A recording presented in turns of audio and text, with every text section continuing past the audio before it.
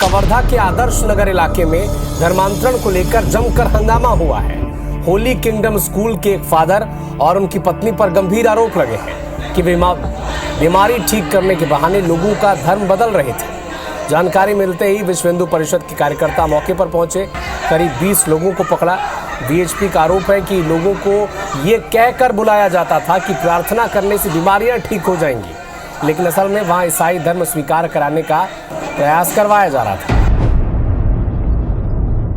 18 मई 2025 को छत्तीसगढ़ के करवधा जिले के आदर्श नगर में रविवार को एक पर्सनल क्रिश्चियन प्रेयर मीटिंग के दौरान विश्व हिंदू परिषद वीएचपी और बजरंग दल के लगभग 25 लोगों ने जबरदस्ती मीटिंग में घुसकर तोड़फोड़ करनी शुरू कर दी। इस घटना के दौरान पुलिस भी वहां पर मौजूद थी, पर इन लोगों ने पुलिस के सामने ही प्रेयर मीटिंग में आए लोगों के साथ मारपीट की। आप वीडियो में साफ साफ देख सकते हैं।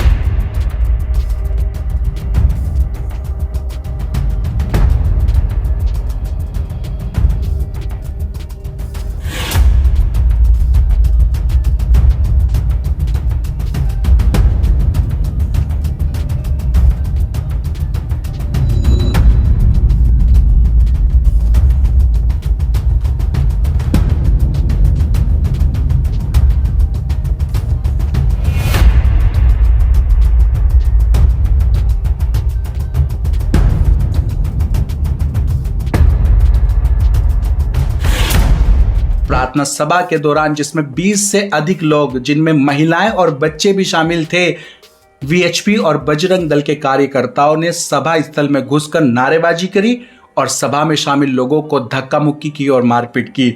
और फिर उन्होंने ही आरोप भी लगाया कि यह सभा जबरन धर्मांतरण के उद्देश्य से चलाई जा रही थी।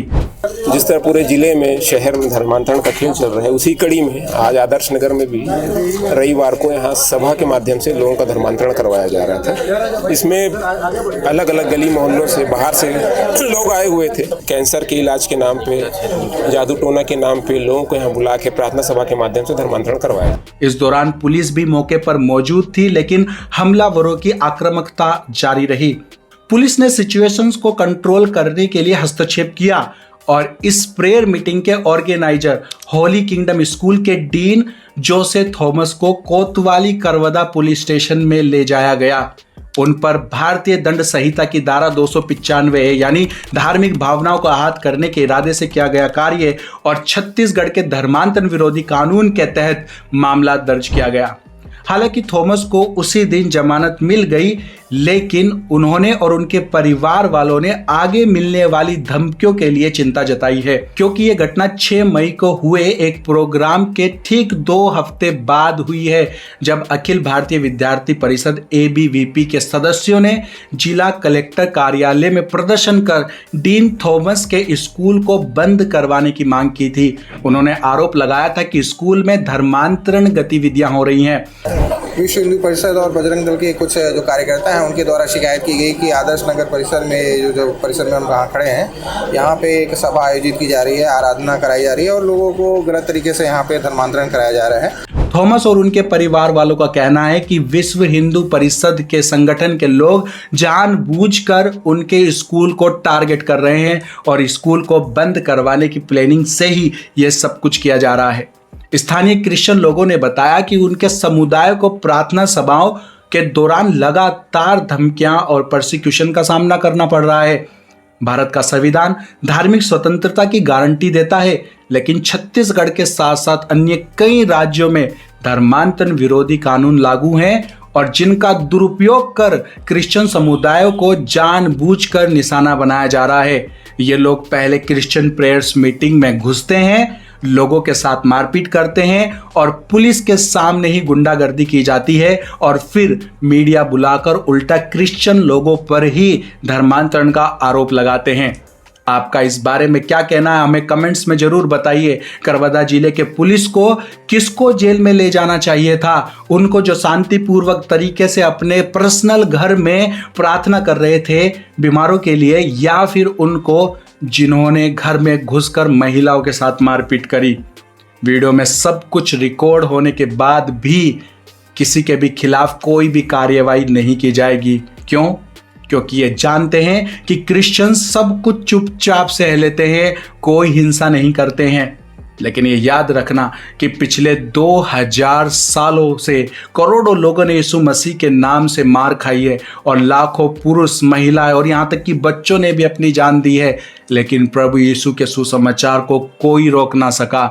बड़े से बड़े राजा, शासक आए यीशु के लोगों को रोकने, पर यह मनुष्यों का काम नहीं है, ये परमेश्वर का काम है। इसको कोई रोक नहीं सकता।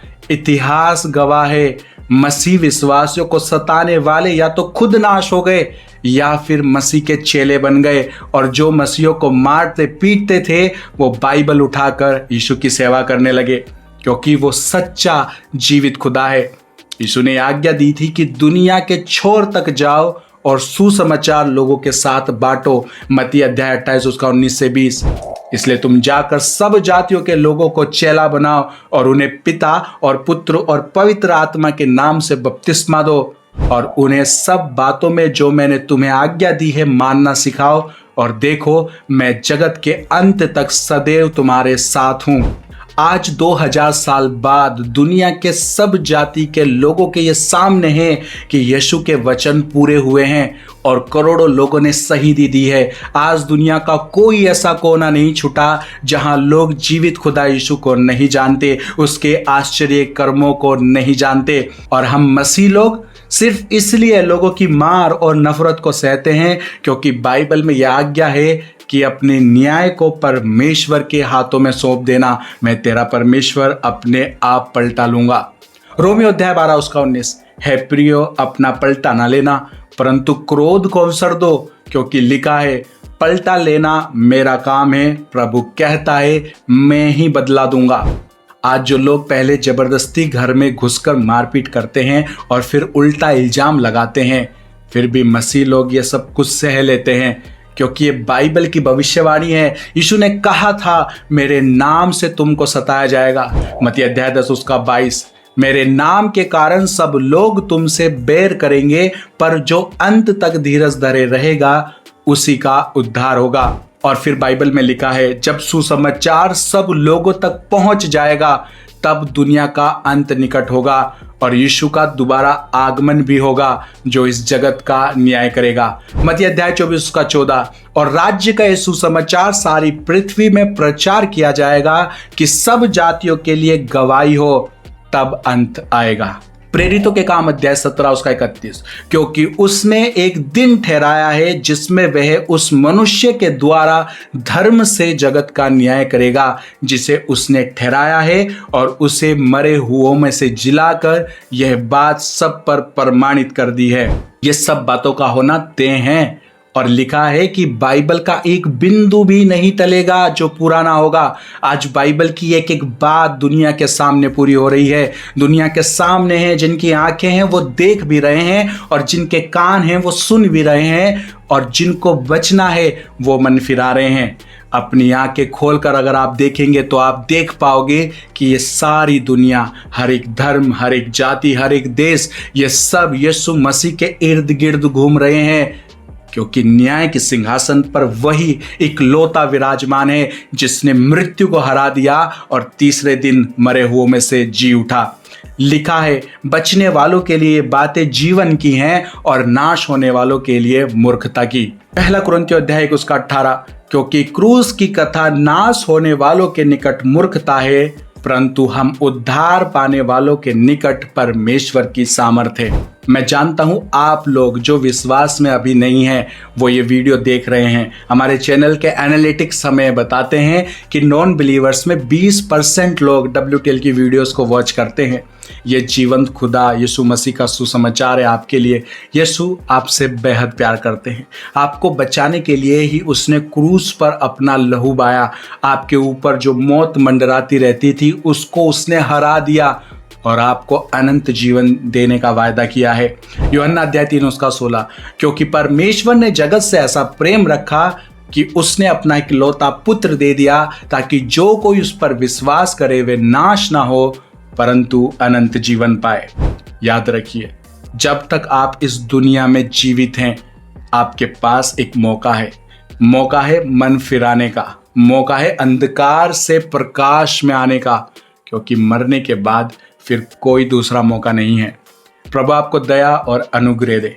चलिए फिर मिलते हैं हमारी नेक्स्ट वीडियो में, तब तक के लिए thank you. may God bless you and your family. Stay tuned, stay blessed.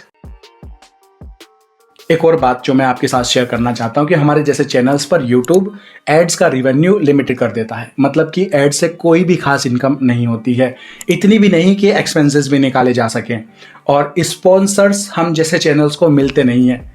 तो अगर आप चाहते हैं कि हम इसी तरह से वीडियोस को रेगुलर बना सकें और अपनी इस सेविकाई को ईमानदारी से कर पाएं, तो हमें आप मसीह भाई बहनों की सपोर्ट की जरूरत है। अगर आप हमारे इस इंडिपेंडेंट मसीह मीडिया को सपोर्ट करना चाहते हैं तो आप हमें ज्वाइन भी कर सकते हैं, या डिस्क्रिप्शन में दिए गए नंबर पर गूगल पे भी कर सकते हैं। Thank you. may God bless you and your family. तो चलिए फिर मिलते हैं हमारी नेक्स्ट वीडियो में। Stay tuned, stay blessed.